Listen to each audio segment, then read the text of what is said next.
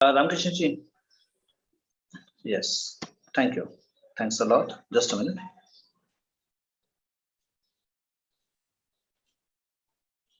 मुझे होस्ट बना दीजिए ना, को होस्ट बना दीजिए.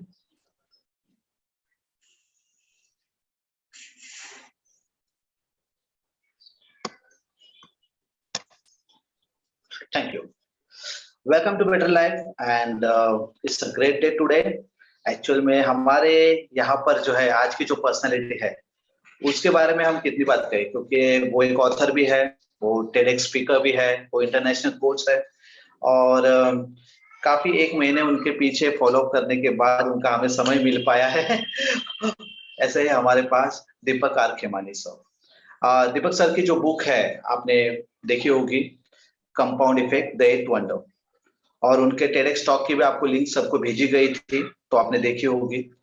Yes, this book compounding the eight wonder, आप इसे अमेजोन पे ले लीजिए याद से. और दीपक जी जो है आज हमें फाइनेंस के बारे में बताएंगे, आज हमें कंपाउंडिंग द एट वंडर उसके सीक्रेट फॉर्मूले के बारे में बताएंगे. तो दीपक जी, मैं आपका ज्यादा समय न लेते हुए, बाकी सारे लोगों का ज्यादा समय न लेते हुए सीधा आपके ऊपर माइक हैंड ऑन करता हूँ. Please enlighten us.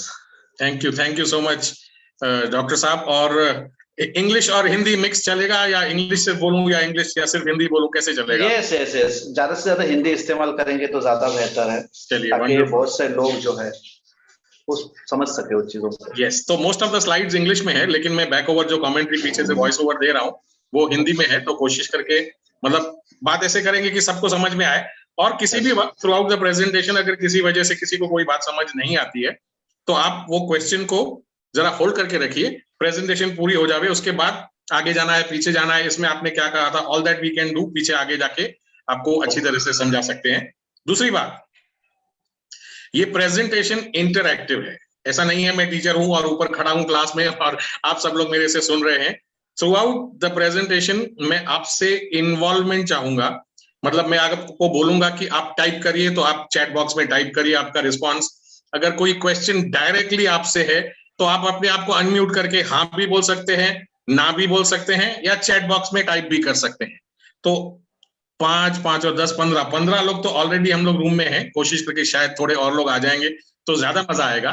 लेकिन प्रेजेंटेशन में क्वेश्चन एंड आंसर है, मतलब within the presentation there will be a question which should be asked to you. कोशिश करके रिप्लाई करिए, राइट हो रॉन्ग हो उससे कोई फर्क नहीं पड़ता है, किसी को कोई प्राइज नहीं मिलने वाली है. तो जैसे आप रिस्पॉन्ड करेंगे वैसे मुझे और ज्यादा मजा आएगा उसको प्रेजेंट करके और उसको अच्छी तरह से आपके पास एक्सप्लेन करने के लिए. ठीक है, ओके. चलिए, तो मैं अपनी स्क्रीन शेयर कर रहा हूं.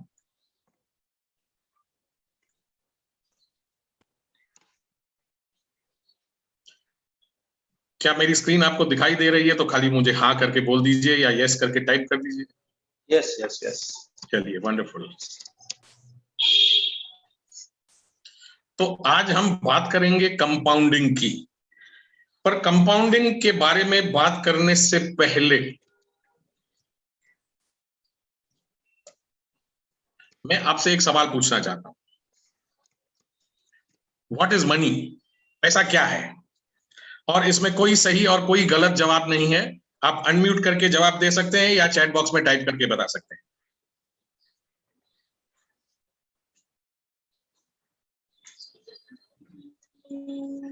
यस, चैट बॉक्स में क्या आया है? अभी तक किसी ने रिप्लाई नहीं किया है. 16 लोग हैं. प्लीज जरा एक दूसरे के साथ थोड़ी सी डिस्कशन होगी, कोई बताएगा तो ज्यादा मजा आएगा. What do you think is money? पैसा क्या है?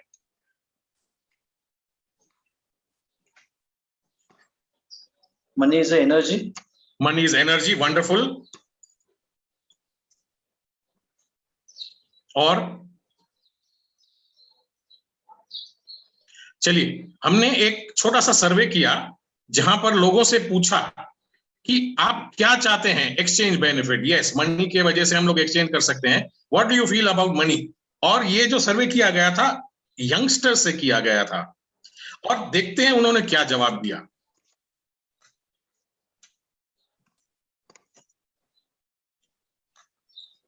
Money money money money That's a good confusing question. Paper. Money to me is basically having the freedom. Money is my life. Money, it's necessary. You get a lot of girls, guys, even Everything begins with money and ends with money. something that you need for basic survival. The more you think about money, the more you'll end up thinking about the lack of it, and that thought is just depressing. Your life, almost. Unless you want to become a hippie and sit on a mountain. Can't do that. You don't need money to be happy. You need something. I think you need love to be happy. No clue. No clue. आजकल की जो young generation है उनसे जब पूछते हैं कि money आपके लिए क्या है, तो किसी के पास कोई सही जवाब नहीं है। ठीक है, राजीव जी कहते हैं power to get anything, wonderful, ठीक है। तो मनी पावर है, मनी एक्सचेंज का मीडियम है, मनी एनर्जी है। एक स्पीकर था जिसने बहुत अच्छी तरह से मनी के बारे में एक्सप्लेन किया था। वो कहते हैं Money? ये आपको क्या दिखाई दे रहा है स्क्रीन पर? What are you seeing? आप अनम्यूट करके बोल सकते हैं या चैट करके बता सकते हैं। Different currencies. डिफरेंट करेंसीज, ठीक है। एक और कुछ? And value of the money. And value of the money. $1 है, $2 है, $5 है, 10, 20, 50 और 100। एक और चीज है इसमें खास। Paper showing on the paper है, बिल्कुल ठीक है। All money is printed on paper, सही जवाब। एक और no people पीपल, अच्छा लोग हैं, अच्छा। तो हर एक नोट पर कोई अलग अलग आदमी की तस्वीर है। एक पे अलग है, 2 पे अलग है, 5 पे अलग है। एक स्पीकर था जो स्टेज पे बोल रहा था और उसने क्या बताया मालूम है? Money is just coloured pieces of paper with images of dead people on them. ये जितने भी लोग आप देख रहे हैं सब जिंदा नहीं है। आप देखिए हमारी करेंसी है, जितने भी हमारे 1, 2, 5, 10, 100, 50, 1000 के नोट है, सब पे बाबूजी है। बाबूजी अभी नहीं रहे, Mahatma Gandhi. Most of the countries के जो करेंसीज हैं उस पे जो लोग जिंदा नहीं है उनके फोटो हैं, एक्सेप्ट खाली एक ब्रिटिश पाउंड है और एक थाईलैंड के बात है जहां पर उनकी एग्जिस्टिंग किंग और क्वीन की करेंसी के फोटो हैं। बाकी मोस्ट ऑफ द कंट्रीज में करेंसीज में जो फोटो है ना उस पेपर पे, उस करेंसी पे, वो those people are already dead. ठीक है, ये तो हो गई मस्ती मजाक की बात। लेकिन technical meaning of money in ordinary conversation we commonly use the word money to mean income. आज आपने क्या कमाया, कितना पैसा कमाया, आपने कितना पैसा जमा किया है। मनी सप्लाई, नॉर्मली गवर्नमेंट जब बात करती है तो मनी सप्लाई के बारे में बात करती है, कितने गुड्स प्रोड्यूस हुए, कितना माल बिका, उसके ऊपर बात करते हैं। ठीक है, money is different from wealth and income. देखिए, इनकम है कमाई, वेल्थ है जो आपने जमा किया है, लेकिन मनी कुछ अलग है। आइए देखते हैं क्या है मनी और एक स्टोरी से समझते हैं। एक बार बादशाह अकबर और उनके प्यारे बीरबल गार्डन में गए वॉक लेने के लिए। चलिए गार्डन में घूम के आते हैं। जैसे वो आगे चले तो बादशाह ने देखा कि उनका जो गार्डनर है, जो माली है, जो पूरे गार्डन को संभालता था, वो सोया पड़ा था। बादशाह बहुत हैरान हो गए, परेशान हो गए और बहुत गुस्से में आके बीरबल को बोले, ये काम के वक्त सो रहा है, मैं इसको निकाल दूंगा। बीरबल आगे बीच में बोले, बादशाह साहब रुक जाइए 2 मिनट, मुझे थोड़ा सा टाइम दीजिए, आप जाइए और कल आके देखते हैं कि क्या चल रहा है। अगले दिन बादशाह आ गए तो उन्होंने देखा वो जो गार्डनर कल सोया हुआ था आज काम पर लग गया था। बादशाह बहुत खुश हुए और बीरबल से पूछे, भाई अरे भाई हुआ क्या, कल तक तो ये सो रहा था और आज ये काम पर आ गया है, किया क्या तुमने? बीरबल ने बादशाह को बोला, बादशाह को बोला कि मैंने उस माली को कल जाके पकड़ा और बताया कि बादशाह सलामत एक ऐसा माली ढूंढ रहे हैं जो वो पूरे किंगडम, जो पूरी उनकी रियासत है, उसका हेड माली बनाने वाला है। अगर तुम सोते रहोगे तो ये काम तुम्हारे हाथ से निकल जाएगा। नेक्स्ट डे आदमी काम पे लग गया इस लालच से कि आगे चल के मुझे इससे बड़ी जॉब मिलने वाली है। मेरा आपसे ये सवाल है, क्या आपके पैसे सो रहे हैं?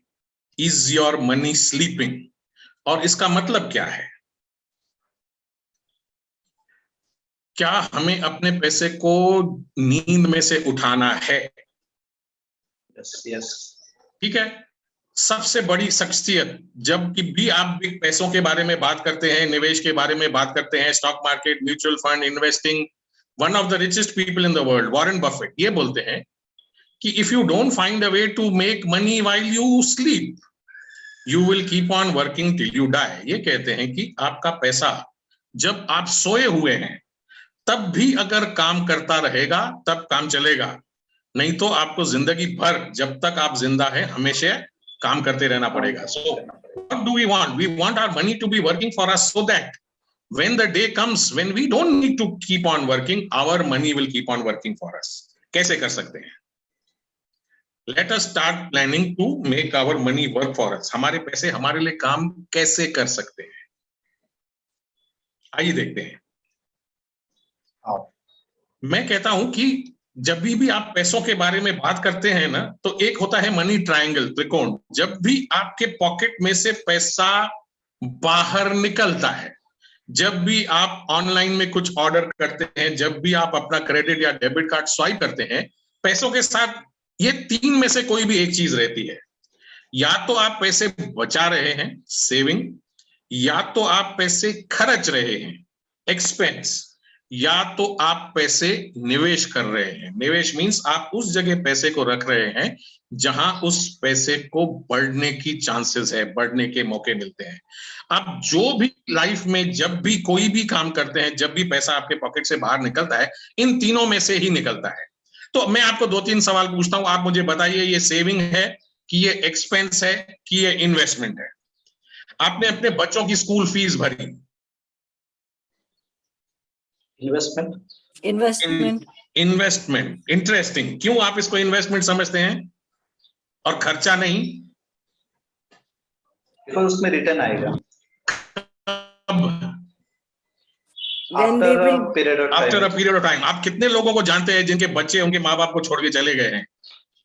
It's not for us, it's for our kids. अच्छी बात है। So there is no right or wrong answer to this question.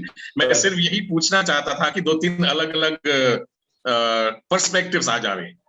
आप अपने हेल्थ इंश्योरेंस का प्रीमियम भरते हैं हर साल, क्या वो सेविंग है, एक्सपेंस है कि इन्वेस्टमेंट है?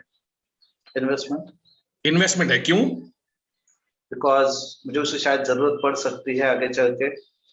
हेल्थ इज माय मतलब आपने कंसर्न। 10,000 रुपया इस साल प्रीमियम भरा और आपका 5 लाख रुपए का क्लेम आ गया, तो 10,000 के अगेंस्ट आपको 5 लाख रुपए मिलेंगे, राइट? हाँ, इन फ्यूचर। करेक्ट। तो बहुत सारे लोगों को जब मैं ये सवाल पूछता हूँ कि जब आप अपना इंश्योरेंस प्रीमियम भरते हैं तो आप क्या करते हैं, लोग कह ये मेरा एक्सपेंस है, ये खर्चा है। नहीं, खर्चा नहीं है, एक्सपेंस है, इन्वेस्टमेंट है। तो आपने आज बाहर गए, घूम के आए, खाना पीना रात को खा के आए बड़ी सी 5 स्टार होटल में, सेविंग है, एक्सपेंस है कि इन्वेस्टमेंट है? एक्सपेंस। एक्सपेंस है, ठीक है। तो देयर इज नो राइट और wrong answer to this question. कोई कहेगा मैं आज रात को बाहर घूम के आया, अच्छी तरह से खाना खा पी के आया, ये मेरे लाइफ की इन्वेस्टमेंट है, मेरे फैमिली में मी टाइम की इन्वेस्टमेंट है, वो भी हो सकता है। मेरे कहने का सिर्फ एक यही मतलब है कि जब भी आप पैसा खर्चते हैं, इन तीनों में से एक जगह वो जाके फिट होता है, या तो वो बचत है, या तो वो खर्चा है, या तो वो निवेश है। आइए देखते हैं आगे क्या क्या है। तो पैसे हम लोग किस किस चीजों के लिए खरीदते हैं? हम लोग खर्चते हैं करंट एक्सपेंसेस के लिए, जो हमारे डे टू डे एक्सपेंसेस हैं। लाइट का बिल है, इंटरनेट का बिल है, वाईफाई का बिल है, मोबाइल का रिचार्ज करना है, घर पे खाना खाना है, रूम रेंट है, एक्सपेंसेस है, सोसाइटी मेंटेनेंस करने पड़ते हैं। इन्वेस्टमेंट हम लोग करते हैं क्योंकि हमारे एक फाइनेंशियल गोल्स हैं। फाइनेंशियल गोल क्या होता है? मेरा बच्चा आज 3 साल का है, जब वो 20 साल का होगा तब मुझे 1 करोड़ रुपया चाहिए। क्यों? मुझे उसके फ्यूचर प्लानिंग, हायर एजुकेशन के लिए पैसे जमा करने हैं, ठीक है। सेविंग्स के प्लान्स हैं, इन्वेस्टमेंट्स के प्लान हैं, इसीलिए हम लोग पैसे जमा करते हैं, खर्चा करते हैं और निवेश करते हैं। मोस्ट कॉमन गोल्स, आज के दिन में हम किसी से भी पूछें तो आपके गोल्स क्या है, तो most of the people have these common goals. तो घर खरीदना है, वाइफ के लिए ज्वेलरी खरीदनी है, रिटायर होना है, घूमने फिरने के लिए वेकेशन को जाना है, खुद की या बच्चों की पढ़ाई है, या तो गाड़ी लेनी है। Most of our goals, normal अच्छे किसी भी हिंदुस्तानी को पूछ के अगर आप सवाल पूछेंगे, भैया क्यों पैसे जमा रहे हैं, क्यों इन्वेस्ट कर रहे हैं, क्यों पैसे बचाना चाहते हैं, तो इनमें से कोई ना कोई एक रीजन रहता है, ठीक है। चलिए, The future needs are also known as financial goals. तो जब भी हम कहते हैं कि मेरा फाइनेंशियल गोल मुझे 5 साल के बाद होम लोन उतारना है, क्यों? अपना घर खुद का बन जाएगा, 3 साल में मुझे अपनी खुद की गाड़ी खरीदनी है, या 15 साल के बाद मुझे रिटायर होना है, या 18 साल में जब मेरी बेटी 18 साल की होगी मुझे उसको फॉरेन में हायर एजुकेशन के लिए भेजना है, ठीक है? A financial goal is expressed in terms of money. आज के दिन मुझे 20 साल के बाद 1 करोड़ रुपया चाहिए। हर अलग अलग गोल के लिए आपको अलग अलग प्लानिंग करनी पड़ेगी, और हर गोल का एक टाइम होराइजन रहता है। अगर मुझे कार 2 साल, उसके लिए जो मैं पैसे लगाऊंगा, बचाऊंगा, निवेश करूंगा, वो अलग है। और अगर मुझे 20 साल के बाद रिटायर होना है, उसके जो स्कीम्स है, जो इन्वेस्टमेंट्स है, वो अलग है। देखते हैं क्यों। फर्स्ट ऑफ ऑल, हमारा गोल डिफाइंड होना चाहिए। डिफिनेशन का मतलब क्या है? देखिए, एक गोल ए है और एक गोल बी है। गोल ए क्या बोलता है? जब मेरे बच्चे बड़े हो जाएंगे, काम करने लगेंगे, तभी मैं आराम करूंगा। गोल बी, ये बहुत क्लियर है। ये क्या कर रहा है? जब मैं 50 साल का हो जाऊंगा और जब मेरे पास इतना पैसा आ जाएगा जिससे मुझे 25,000 रुपए हर महीने की इनकम आएगी, तब मैं रिटायर करूंगा। तो जो गोल बी है वो क्लियरली डिफाइंड गोल है, जिसको कहते हैं स्मार्ट गोल्स। हम सब ने स्मार्ट गोल्स के बारे में सुना है, SMART, specific, measurable, correct? Achievable, R, reliable, हाँ, इसके ऊपर रिलाय कर सकते हैं। T, टाइम बाउंड, फिक्स्ड, ठीक है? स्मार्ट गोल, गोल ए बिल्कुल थकेला गोल है, ना स्मार्टनेस है उसमें, कुछ भी नहीं है, ना टाइम बाउंड है, ना स्मार्ट है, ना मेजरेबल है, कुछ नहीं है। बोलता है जब होगा तब देखा जाएगा, ठीक है? वैल्यू ऑफ मनी, सबसे बड़ी बात जब हम पैसे के बारे में बात करते हैं, कहते हैं a bird in the hand is better than 2 in the Bush. हमने ये सुना है। Yes. Money available at the present time is worth more than the same amount in the future is worth more. देखिए ये क्या बोल रहा है? ये बोल रहा है अगर आपके पास आज 100 रुपए हैं, उस 100 रुपए की वैल्यू आज कंपेयर टू इसके 5 साल के बाद अगर आपको 100 रुपए मिलेंगे, उससे ज्यादा है। क्यों? इन्फ्लेशन, बिल्कुल करेक्ट। इन्फ्लेशन क्या करता है हमारे पैसों को? और ये छोटा सा एग्जाम्पल है, आजकल सबको स्टारबक्स और CCD वगैरह में कॉफी पीने का भूत चढ़ा है। तो 1970 में आपको एक coffee mug, glass, cup 25 cents में मिलता था। हर 10 साल में देखिए उस क्या हालत हो गई है उसकी। 25 का 45, 45 का 75, 75 का $1, $1 का $1.25, $1.25 का $1.5, $2, $3 हो गया है। वही चीज धीरे धीरे महंगी हो रही है। अगर आपके पास 2018 में 1 लाख रुपए होते थे और इन्फ्लेशन अगर 8% है, तो हर 5 साल के बाद आप देखेंगे आपकी वैल्यू एक्चुअली कम होती जा रही है। 1 लाख का 65,000, उसके बाद 43,000, 28,000, और यही 1 लाख रुपए अगर आप घर में रख देंगे, सेफ में आपके पड़ा रहेगा, तो 2053 में ये 1 लाख रुपए की वैल्यू सिर्फ 5,000 हो जाएगी। इसका मतलब क्या है? जो आज आप 1 लाख रुपए में खरीद सकते हैं, वो आप इसी पैसों से आगे चलकर नहीं खरीद सकेंगे। क्यों? क्योंकि इन्फ्लेशन है। What is inflation? The sustained rise in prices of goods and services in the economy is called inflation. हर साल जो आप खाना खाते हैं, जो आप गुड्स कंज्यूम करते हैं, हर साल आप नोट करिए, हर एक चीज का भाव बढ़ते जा रहा है।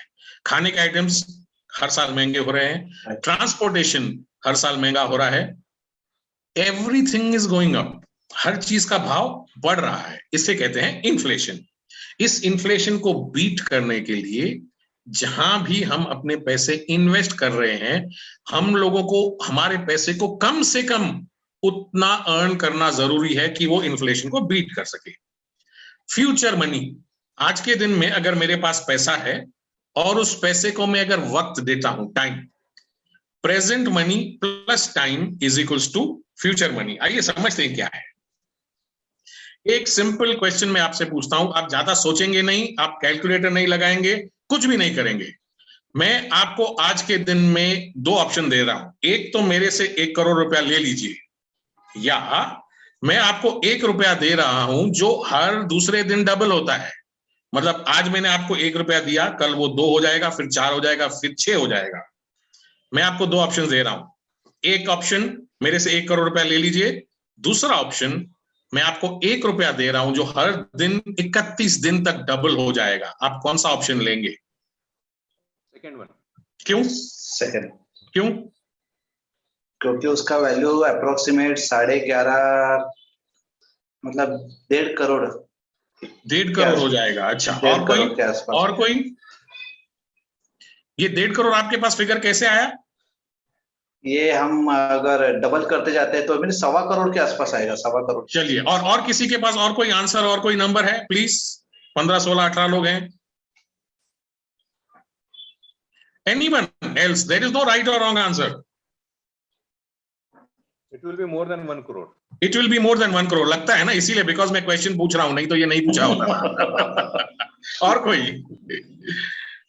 That is a smart answer. चलिए मैं आपको बता देता हूं, सस्पेंस ब्रेक कर देते हैं।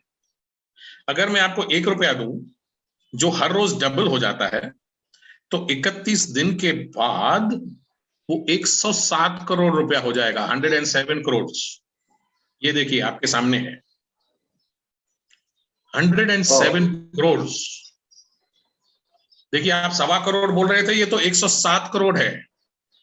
हम लोगों की जो ब्रेन है ना, हम लोगों की जो दिमाग है, वो लीनियरली सोचता है, कंपाउंडिंग में नहीं सोचता है, लॉगरिथमिक में नहीं सोचता है, मल्टीपल्स ऑफ नंबर्स में नहीं सोचता है।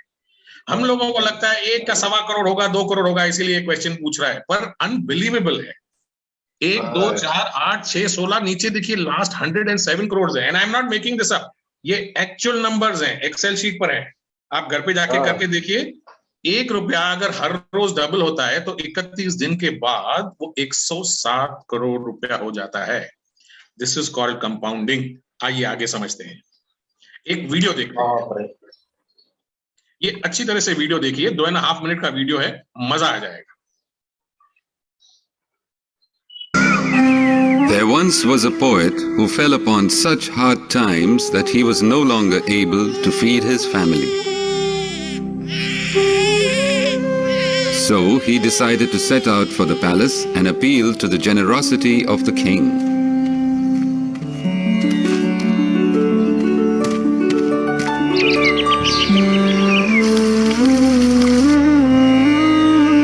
Upon being summoned by the king, he started reciting his poems.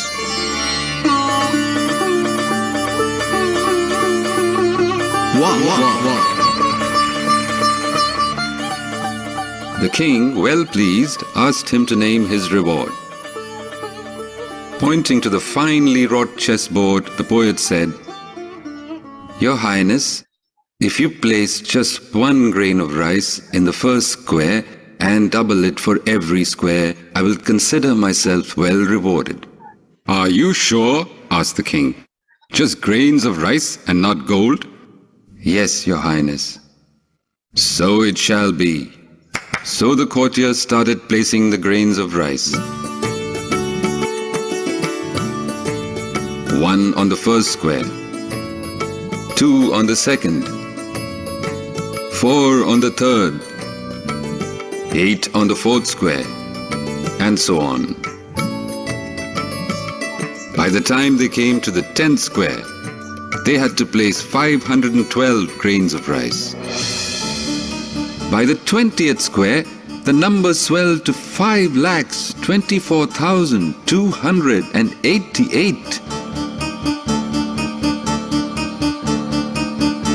When they came to the halfway mark, the 32nd square, the grain count was 214 crores, 74 lakhs, 83,648. Soon the count increased to lakhs of crores. Eventually, the hapless king had to hand over his entire kingdom to the clever poet.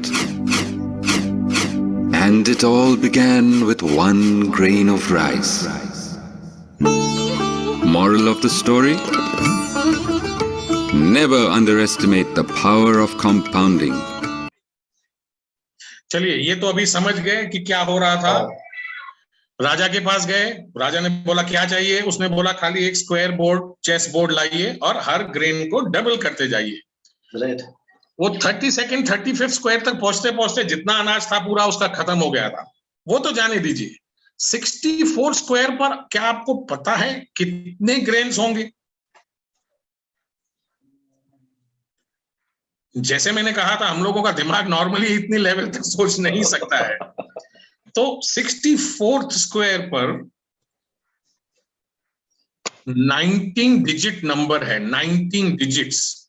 अगर 64 square पर वो grains डाल सकते थे तो English में it is 9 Quintillion 223 quadrillion 372 trillion 36 billion 854 million 775,808 grains only. Unimaginable है। कोई भी किसके दिमाग का कितना भी हो, शकुंतला देवी का भी शायद कंप्यूटर हो तो वो शायद इसको कैलकुलेट करने में थोड़ी मुश्किल हो गई होती थी। The idea is to understand कि कंपाउंडिंग में क्या हो सकता है। चलिए आगे देखते हैं। तो एल्बर्ट आइंस्टाइन क्या कहते हैं? एल्बर्ट आइंस्टाइन कहते हैं कि compound interest is the 8th wonder of the world. He who understands it earns it. जो उसको समझता है वो उसको खाता है, उसका मजा करता है, और जो नहीं समझता वो उसको भरता है। आइए छोटा सा एग्जांपल लेते हैं, कॉमन डे टू डे का, वेरी वेरी सिंपल एग्जांपल। मेरे पास 100 रुपए हैं, मैं बैंक के पास जाता हूं और बैंक कहती है कि मैं आपको 10 साल की एफडी दूंगी 10% इंटरेस्ट रेट के साथ। जस्ट राउंड फिगर इसीलिए किया है कि समझ में आवे। आजकल कहीं पर किसी भी बैंक में 10% तो मिलता नहीं है, लेकिन आइए समझते हैं क्या हो रहा है। मैंने आज बैंक को 100 रुपए दिए हैं 10 साल के लिए। हर साल इस 100 रुपए पर बैंक मुझे 10% देगी, मतलब हर साल मुझे 10 रुपए देगी। ठीक है, सिंपल। इसका मतलब क्या हुआ कि इन 10 सालों में मुझे हर साल 10-10 रुपए मिले और 10 सालों के बाद मेरा ओरिजिनल 100 रुपया मेरे पास वापस, मतलब टोटल मुझे मिले 200 रुपए। करेक्ट? यहां पर अगर किसी को कोई ये बात समझ में नहीं आई तो वापस समझा लूं। Very simple. मैंने 100 रुपए बैंक को दिए 10 साल के लिए। एवरी ईयर बैंक ने मुझे 10% मतलब 10 साल के बाद मेरा 100 रुपया मेरे पास वापस, टोटल मुझे मिले 200 रुपीज। आइए कुछ मजेदार करते हैं, कुछ इंटरेस्टिंग करते हैं। मैं बैंक के पास गया और मैंने बोला कि आप जो मुझे 1 साल के बाद 10 रुपया देते हो ये मुझे नहीं चाहिए, आप इसको वापस रखो, उसके अंदर ही इन्वेस्ट करो, सो दैट मेरा मनी कंपाउंड हो, ग्रो हो। क्या होगा इसके साथ? पहले साल मुझे मिलेगा 10 रुपए। इसका ये मतलब है कि 1 साल के बाद मेरी वैल्यू जो 100 रुपए थी वो अभी 110 हो गई है। अभी अगले साल मुझे 110 पे 10% मिलेगा, विच मीन्स मुझे मिलेंगे 11 रुपए। 2 साल के बाद मेरी वैल्यू हो गई है 121। पहले वाले 110 और 11, 121 पे अभी मुझे 10% ब्याज मिलेगा, मीन्स 12.10। 3 साल के बाद मेरी वैल्यू हो जाएगी 132। धीरे धीरे धीरे मेरी बैलेंस जो है बढ़ते जा रही है, मेरी वैल्यू बढ़ते जा रही है। ये हर साल के लिए होता रहेगा। और अगर मैं इसको ऐसा करता रहूं तो 10 साल के बाद इंस्टेड ऑफ गेटिंग 200 मुझे मिलेंगे 259। क्यों? एवरी ईयर ब्याज के ऊपर मुझे ब्याज मिलते गया ना, तो अभी 200 का just by not taking out the money मेरी वैल्यू हो गई है 259। थोड़ा और मजेदार बनाते हैं इसको। बैंक मुझे 10% ईयरली दे रही है। मैं बैंक के पास जाता हूं, मैं बोलता हूं 10-10 रुपए मुझे नहीं 2 साल के बाद, मुझे 6-6 महीने के बाद 5-5 रुपए दो। तो पहले 6 महीने के बाद मेरी वैल्यू है 105, मतलब बाकी के 6 महीने के लिए मुझे 6 महीने के लिए 105 पर 10% मिलेंगे। ये अगर होते रहा हर साल तो 10 साल के बाद मेरा 259 बन गया है। Any ideas? ये है टेबल। अगर मैं ईयरली कंपाउंडिंग करता हूं तो 10 साल के बाद मेरा बनता है 259। अगर हाफ ईयरली करता हूं तो बनता है 265। क्वार्टरली कंपाउंडिंग करता हूं तो मेरा बनता है 269। इस एग्जाम्पल का मतलब क्या है? अगर मैं अपने पैसे को बढ़ने का मौका दूंगा, जितनी ज्यादा बार उसको बढ़ने का दूंगा उतना ज्यादा वो बढ़ेगा। ठीक है? the more the number of times I give my money an option to grow, the more it will grow faster. इसीलिए कहते हैं क्यूमुलेटिव ऑप्शन में जब भी आप कंपाउंडिंग करना चाहते हैं तो क्यूमुलेटिव में maximum number of times frequency उसको बढ़ाइए. ईयरली कंपाउंडिंग मत करिए, क्वार्टरली कंपाउंडिंग करिए. अगर कहीं पर मंथली कंपाउंडिंग का ऑप्शन मिलता है तो वो भी करिए. क्यों? जितनी ज्यादा बार पैसे को बढ़ने का मौका मिलेगा वो उतना ज्यादा बढ़ता है. चलिए, यहां तो बात समझ में आ गई. मैंने क्वार्टरली कंपाउंडिंग की, 100 का मेरा हो गया 268 आफ्टर 10 years. 20 साल के बाद कितना होगा? After 10 years. अगर 10 के बाद 269 है तो 20 के बाद 269 का double. Correct? Right. Wrong. Compounding ऐसे नहीं होता है. Oh.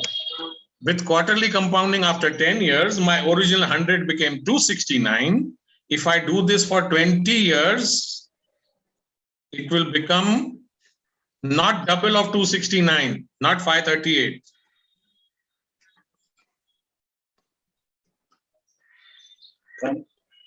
देखिए 20 पे 720, not double. क्यों? क्योंकि वो ऑलरेडी कंपाउंडिंग शुरू कर चुका है. अभी 269 पे आपको 10% हर साल बढ़ते रहना है. तो it is not going to be double, it is going to be much much more than double. देखिए राइट हैंड साइड पर 268 के नीचे 720 लिखा है. और अगर उसको 10 साल देता हूं तो 720 का 1935 हो जाता है. इसीलिए कहते हैं जब भी आप इन्वेस्टमेंट करने की सोच रहे हैं, whenever you are thinking of investing, निवेश, उसको लंबे समय के लिए कीजिए. जितना ज्यादा समय हम अपने पैसे को देंगे उतना ज्यादा वो हमको बढ़ के दिखाएगा. चलिए, इस बेसिस पर ये हमने हमारा किताब लिखा है कंपाउंडिंग द 8th वंडर. 20 जनवरी को 2020, 2 साल पहले एग्जैक्टली ये बुक रिलीज हुआ था अमेजॉन पे. जिस दिन रिलीज हुआ था उसी दिन आउट ऑफ स्टॉक हो गया था. पहले दिन नंबर 1 अमेजॉन बेस्ट सेलर हो गया था. अभी भी आउट ऑफ स्टॉक है, प्रिंटिंग के लिए गया है. आज के दिन में आप देखेंगे तो आपको भाव कुछ गलत ही दिखाई देगा. हफ्ते भर 10 दिन में न्यू स्टॉक आने वाला है. It is going to come. It is priced at 399 से 400 रुपए का बुक है. इसको पढ़िए, अच्छा टाइम पास हो जाएगा और अच्छा समझ में भी आएगा कि क्या कहना चाह रहा हूं. ऑफ कोर्स जो मैं आज प्रेजेंटेशन में कह रहा हूं आधा तो ऑलरेडी वो बुक में ही है. ठीक है? और आगे चल के अगर किसी वजह से हम लोग किसी फिजिकल मीटिंग में मिलेंगे तो then I can also sign that book for you. या मैं आपको अपनी कॉपी भी दे सकता हूं. So whenever the chance of meeting happens, आगे जब you will try and meet physically. Wow. तो अगर मुझे कंपाउंडिंग समझनी है ना तो ये पर्सनल फाइनेंस के 2-3 रूल्स हैं. ये अगर मैं समझ जाऊं ना तो मेरे लिए लाइफ बहुत इजी हो जाएगी. आप में से कितने लोगों ने लास्ट वीक वो एक बार्शी करके है महाराष्ट्र में, उसके बारे में सुना है कि एक स्कैम हुआ है और कुछ 400-500 करोड़ रुपए लोगों, किसी ने सुना है? यस, 30 का कुछ तो था ना सर. चलिए ठीक है, मैं उसके बारे में आगे आपको बताऊंगा, लेकिन उसके पहले समझते हैं. तो क्या हुआ था बार्शी में, एक आदमी ने लोगों को क्या बोला, भाई तुम मुझे 6 लाख रुपए दो, मैं 1 साल में तुमको 1 करोड़ बना के दूंगा उसका. ओके. हर महीने में मैं तुमको डबल या ट्रिपल करके दूंगा 2-2, 3-3 महीने में. तो कुछ लोगों ने आए, उसको पैसे दिए, 1 महीने में 35% बना के दिया, 70,000 दिया, सीधा 1 लाख रुपया दे दिया 1 महीने के बाद. उसने अपने फैमिली मेंबर और 4-5 लोगों को आया, वो लोग ने पैसा डाला, उनको भी डबल करके दे दिया 2 महीनों में. फिर तो सबको पता चला, वो लोगों ने अपने घर का लोन लेके उसको भाड़े पे चढ़ा के उसका पैसा लेके बैंक के अगेंस्ट प्लेज करके इसको पैसे देने लगे. क्यों? क्योंकि ये बहुत जल्दी पैसा डबल करके दे रहा था. 6-8 महीने के अंदर ये जो आदमी भागा है, बोल रहे हैं कुछ 400-500 करोड़ रुपए लोगों का लेके भागा है. क्यों? सब लोगों ने ये सबसे बड़ी गलती की थी. क्या गलती की थी? ये रूल ऑफ 72 हम नहीं समझते हैं. What is the rule of 72? Rule of 72 कहता है कि अगर मुझे पता है कि कितने सालों में पैसे डबल होने वाले हैं तो मुझे रेट ऑफ इंटरेस्ट पता चल जाएगा. विच मीन्स आज के दिन में मैं जाता हूं और पोस्ट ऑफिस में किसान विकास पत्र लेता हूं. किसान विकास पत्र 10 साल में डबल होता है. अगर 10 साल में डबल होता है तो रेट ऑफ इंटरेस्ट क्या है? 72 डिवाइड बाय कितने साल? 10 साल. 72 डिवाइड बाय 10, आंसर इज 7.2. इसका मतलब है कि किसान विकास पत्र मुझे 7.2% ब्याज दे रहा है. अगर मेरे पैसे 6 साल में डबल होते हैं, 72 डिवाइड बाय 6, आंसर इज 12. मतलब मेरा रेट ऑफ इंटरेस्ट है 12. तो ये जो रूल ऑफ 72 है आपको बताता है कि मेरे पैसे कितने सालों में डबल होते हैं. अगर कोई आपको कहता है कि मैं आपको 3 साल में पैसे डबल करके दूंगा, तो रेट ऑफ इंटरेस्ट कितना हुआ? 72 डिवाइड बाय 3, 24. क्या 72 divide bye 3, 24. 24% return every year for 3 years continuously. कैसे कोई अगर बैंक में मेरे पास 5, 6.5% मिल रहा है, सीनियर सिटीजन को 7, 7.4, 7.5 मिल रहा है, स्टॉक मार्केट में अगर आप 2, 5, 8, 10 साल के लिए पैसे रखेंगे तो 10, 12, 15% रिटर्न आ रहा है. तो ये कौन है जो हमको 24% रिटर्न लाके दे रहा है? कभी भी लाइफ में आपको कोई बोले मैं जल्दी तुम्हारा पैसा डबल करके दूंगा, इमीडिएटली वहां से भाग जाओ. क्यों? क्योंकि ये 72 में से मुझे पता चलेगा, रूल ऑफ 72 से, कि कितना परसेंटेज ब्याज आ रहा है. कोई भी आज के दिन में 24% ब्याज रिटर्न ऑन इन्वेस्टमेंट नहीं बना सकता है. Extremely difficult. Year on year, every year continuously बनाना मुश्किल है. ये 72 का एक और है तरीका उल्टा. अगर मुझे रेट ऑफ इंटरेस्ट पता है तो आई कैन फाइंड आउट कितने सालों में मेरे पैसे डबल होंगे. आज मैंने बैंक में गया और बैंक कहती है मैं आपको 8% रिटर्न दूंगी. 8%. आपके पैसे कभी डबल होंगे? 72 divide by 8, answer is 9.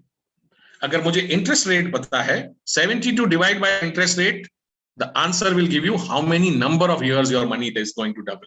72 divide by 8, answer is 9. 9 साल में पैसे डबल होंगे. ठीक है. तो ये सिंपल चार्ट है, आपको बताता है कि कब आपके कितने पैसे डबल होंगे. अगर आपकी रेट ऑफ इन्वेस्टमेंट आज के दिन में बैंक 5% दे रही है, तो आपको 14 साल लगेंगे पैसे डबल करने को. अगर किसी इन्वेस्टमेंट में मुझे 20% रिटर्न मिल रहा है, तो 3.5 साल में ये इन्वेस्टमेंट डबल हो सकती है. ठीक है. अभी तक यहां तक अगर किसी को कुछ समझ में नहीं आया, आप मुझे बताइए. I will stop and explain again. Anyone? No sir, समझ में आ गया. Wonderful, fantastic, thank you. चलिए, ये बात समझ में आ गई तो आज हम लोग अपने पैसे कहां कहां रख सकते हैं. मेरे पास क्या क्या ऑप्शंस हैं? मल्टीपल ऑप्शंस हैं. पैसे तो मैंने जमा कर लिए हैं, अब कहां डालें अपने पैसे? तो गूगल बाबा से पूछते हैं which is the best investment. तो गूगल हमें क्या बताते हैं? कोई कहता है म्यूचुअल फंड्स, रियल एस्टेट, कोई कहता है direct equity, date funds, national pension scheme, PPF, कोई कहता है पॉलिसी बाजार बोलता है debt mutual fund, max life insurance बोलता है फिक्स डिपॉजिट करिए, म्यूचुअल फंड में डालिए, डायरेक्ट इक्विटी में डालिए. मतलब हर कोई अलग अलग ज्ञान बांट रहा है. आइए देखते हैं, समझते हैं कि हम अपने पैसों का करें क्या और कहां उसको इन्वेस्ट करें. अगेन, जब भी हम लोग अपने पैसे कहीं पर भी रखते हैं, we have to come back to this triangle again. जो भी पैसा हम कहीं पर रखते हैं, उसके 3 कैरेक्टरिस्टिक्स हमारे लिए समझने बहुत ज्यादा जरूरी हैं. 1, जहां मैं पैसे डाल रहा हूं वो कितना सेफ है. मतलब अगर मैंने किसी को 1 लाख रुपए दिए, क्या मुझे 1 लाख रुपए कम से कम वापस मिलेंगे या कम भी हो सकता है. Second, liquidity. जब मुझे चाहिए वो पैसे मुझे वापस मिलेंगे कि लॉक्ड इन है, मैं पैसे नहीं निकाल सकता हूं. Third, returns. ठीक है. तो जब भी हम अपने पैसे किसी को भी देते हैं, बैंक को देते हैं, किसी फ्रेंडशिप में, दोस्ती यारी में किसी को देते हैं, कोई चीज खरीदते हैं, कोई एसेट है, कोई इन्वेस्टमेंट है, इसमें ये 3 फैक्टर हमें समझना बहुत जरूरी है. कितना सेफ है, कितना लिक्विड है, मींस कितना जल्दी मैं उसमें से निकल सकता हूं, और कितने मेरे पास वो रिटर्न्स आने वाले हैं. आइए समझते हैं. Safety, how safe, liquidity, how easy it is to withdraw, and returns, कितना रिटर्न मुझे देने वाला है. क्या क्या different types of investments options हैं हम लोगों के पास आज के दिन में. मैं गोल्ड में इन्वेस्ट कर सकता हूं, प्रोविडेंट फंड में, टर्म डिपॉजिट में, गवर्नमेंट की स्कीम्स हैं, बॉन्ड्स हैं, डिबेंचर्स हैं, स्टॉक मार्केट है, म्यूचुअल फंड्स है। आइए एक एक को समझते हैं और देखते हैं उसमें कहां सेफ्टी है, कहां लिक्विडिटी है और कहां रिटर्न्स है। गोल्ड, लेडीज का सबसे फेवरेट इन्वेस्टमेंट, यस और no? Yes yes yes yes yes yes. So gold में क्या है? लोग कहते हैं सेफ्टी हाई है, ठीक है। मैंने लिखा है वहां पर परसीव्ड लिक्विडिटी। ये परसीव्ड लिक्विडिटी का क्या मतलब है? मैंने आज मेरी उम्र 55 साल की है और मैंने जब भी किसी भी लेडी या किसी भी फैमिली से मैंने पूछा है, इंक्लूडिंग माय ओन फैमिली, कि आप बोलते हैं लिक्विडिटी हाई है, इसका मतलब क्या है? तो लोग बोलते हैं रात को 12 बजे भी अगर मैं गोल्ड बेचने को जाऊंगा ना तो मुझे पैसे मिलेंगे। क्या आपने सुना है ये बात पहले कभी? हाँ यस यस। मैं क्या आप किसी को जानते हैं जिसने रात को एक्चुअली 12 बजे गोल्ड बेचा है? नहीं किसी ने नहीं बेचा है। दूसरी बात, मैं आपको एक और चीज याद दिलाता हूं। जिस दिन डीमोनेटाइजेशन अनाउंस हुआ था, गोल्ड ज्वेलर्स के बाद लोगों की लाइन लग गई थी और वो ज्वेलर्स आपको आपके गोल्ड का 30% माइनस वैल्यू दे रहे थे। क्या 30% माइनस वैल्यू लिक्विडिटी सही है कि नहीं? थर्ड, हम जब भी कोई गोल्ड ज्वेलरी खरीदते हैं, किसी भी ज्वेलर के पास जाएंगे, आपको बोलेगा वो 22 कैरेट है। There is no way of knowing वो 22 है या 18 है या 14 है या 16 है, पता ही नहीं है। सेकंड, मेकिंग चार्जेस हम लोग भरते हैं। यही गोल्ड ज्वेलरी को आप उसी ज्वेलर को नेक्स्ट डे जाके बेच के आइए, जिस दिन आपने खरीदेगा, तो बोलेगा मेकिंग चार्जेस कट गई, ये जो ज्वेलरी में है यहाँ पर जॉइंट है, ये फेट है, मैं ये काटूंगा वो काटूंगा। इन द एंड आपने जितना भरा है आपको उतना भी नहीं मिलेगा नेक्स्ट डे। चैलेंज के तो अगर कोई चीज आपको कम से कम जितना आपने डाला है वो भी नहीं देती है, how can it be perceived to be liquidity which is high and which is safe? हम लोग क्या करते हैं, गोल्ड जो बहुत पुराना लिया हुआ है, दादा दादी के जमाने का, 10-10, 15-15, 20 साल पहले लिया हुआ था, अरे मैंने तो तभी 10,000 में लिया था, आज 1 लाख रुपए का है। ठीक है, तभी अगर मैंने और कहीं इन्वेस्ट किया हो 1 लाख से ज्यादा हो गया होता था। लेकिन हम सब जानते हैं कि गोल्ड हमारे लिए एक फेवरेट इंस्ट्रूमेंट है इन्वेस्टमेंट के लिए, तो इसीलिए मैंने इसको सबसे पहले डाला है। आइए नेक्स्ट क्या है? नेक्स्ट हमारे पास गवर्नमेंट स्कीम्स हैं, पीपीएफ है, बैंक एफडी है, पोस्ट ऑफिस है, जिसमें सेफ्टी हाई है। क्यों? बिकॉज ये गवर्नमेंट ऑफ इंडिया है, ये पैसा लेके आपका कहीं पर जाने वाला नहीं है। रिटर्न्स लो है। जब भी किसी चीज में सेफ्टी हाई होती है, ऑटोमेटिकली रिटर्न कम हो जाता है। लिक्विडिटी अच्छी है। क्यों? सेविंग्स बैंक में आपने पैसा रखा, जिस दिन चाहिए बैंक से निकाल दीजिए। एफडी में रखा, एफडी तोड़ के निकाल दीजिए। पोस्ट ऑफिस में रखा, लाइन में खड़े रह के विड्रॉ करके आए, आपको मिल जाएगा। नेक्स्ट, आजकल लोगों की फेवरेट हो गए हैं stocks and equity mutual funds. Safety low है। क्यों सेफ्टी लो कहते हैं? बिकॉज ऐसा कोई तरीका नहीं है कि आपने कम से कम अगर 1 लाख रुपीज डाला है तो आपको कोई गारंटी करके बताएगा कि आपको 1 लाख मिलेगा। नहीं, 1.5 लाख भी हो सकता है, 2 लाख भी हो सकता है, लाख का 12,000 भी हो सकता है। Returns are volatile. Volatile means ऊपर नीचे होते रहते हैं। Liquidity is very high. आप बटन दबाइए, आपको दूसरे दिन पैसे मिल जाएंगे। तो आपने देखा कोई भी इन्वेस्टमेंट जो हमने देखी है उसमें तीनों हाई कभी भी नहीं रहेंगे। High safety, high liquidity and high return कभी भी नहीं रहेगा। एक हाई है तो दूसरे दोनों कम हो जाएंगे। ठीक है, वी हैव टू सिलेक्ट इन सच अ वे कि जो मेरे इन्वेस्टमेंट गोल्स हैं उसको वो मैच करे। मुझे उतनी रिस्क टेकिंग की अफोर्डेबिलिटी होनी चाहिए। ईच एंड एवरी इन्वेस्टमेंट का फायदा क्या है, नुकसान क्या है, वो समझना चाहिए। और बहुत सारी इन्वेस्टमेंट्स में हम लोगों को टैक्स सेविंग्स मिलती है, क्या हम उसका पूरा फायदा उठा रहे हैं कि नहीं? आइए समझते हैं the difference between savings and investment. Savings कहते हैं बचत, इन्वेस्टमेंट कहते हैं निवेश। Savings is for short term. हम थोड़ा पैसा बचा के रखते हैं थोड़े टाइम के लिए। क्यों? क्योंकि मुझे उसकी कभी भी जरूरत पड़ सकती है। पार्किंग के लिए थोड़े टाइम के लिए रखा है। Principal is safe. मेरा पैसा जितना मैंने रखा है 1 लाख रुपया, उससे 1 पैसा भी कभी कम नहीं होने वाला है। रिस्क बिल्कुल कम या बिल्कुल थोड़ी सी है। बिकॉज लिक्विडिटी अच्छी है, रिस्क कम है, तो उसमें से रिटर्न्स भी मुझे कम आने वाले हैं। निवेश, निवेश हम तब करेंगे जब मेरे गोल्स लॉन्ग टर्म है, दूर है। निवेश जहां भी हम लोग करते हैं वहां पर हमको नॉर्मल सेविंग्स से ज्यादा रिटर्न्स आते हैं, लेकिन मेरे प्रिंसिपल जितना मैंने पैसे डाले थे उससे वैल्यू कम हो सकती है और पैसों की वैल्यू ऊपर नीचे हो सकती है। लेकिन अगर मैंने स्टॉक मार्केट में डाला है तो उसमें मौका मिलेगा उसको बढ़ने के लिए। ठीक है, savings short term, investments long term, higher risk higher earnings.